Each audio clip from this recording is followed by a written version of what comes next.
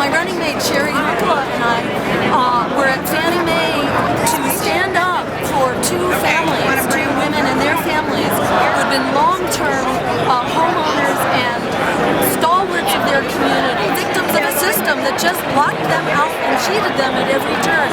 All those protections that were supposed to work didn't work, and they were about to lose their homes. So we sat down at Fannie Mae and said we were going to stay there until Fannie Mae agreed to talk with them respectfully and to sit down, and they refused to do that.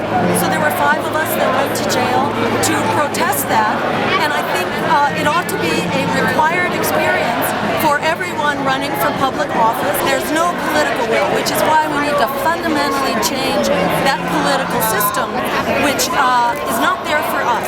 It's of, by, and for the 1%. Well, I know that you've done a lot of work with gaining ballot access for the Green Party. How is that coming along? I know that you got federal matching funds. Can you tell us about your grassroots strategy?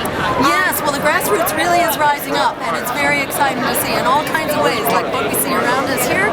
Likewise, in our effort to get an independent voice of resistance onto the ballot, we had people coming out of the woodwork all over the country. So we're now on the ballot for voters. Between 85 and 90% of voters will have an actual choice.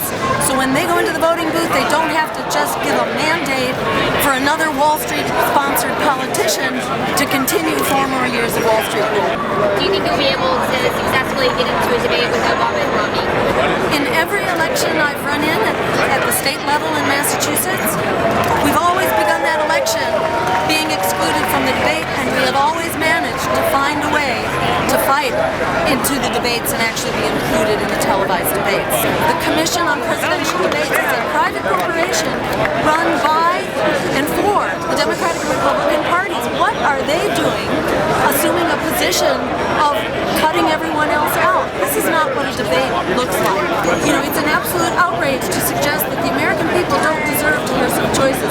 We know from the polls that about 1 in every 2 Americans right now is saying they think that we need a third choice and they seriously consider voting for it. Studies show that about 90 million Americans are going to stay home this election because they don't have anything to come out and vote for.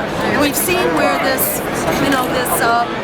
mythology of hope, rather vacuous hope, has gotten us, and people are really ready for change, not just to believe in, but change we can accomplish.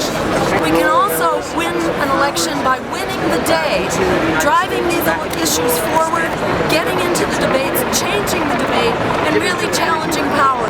Like the Occupy folks here today, Americans are waking up to the fact that it's us who's going to make that change. We are the ones we've been waiting for. We can win it simply by being in it. That is a win for democracy. For all the undecided voters out there, do you have a signature issue that you would like to discuss? It's an economy that works for us, not for Wall Street.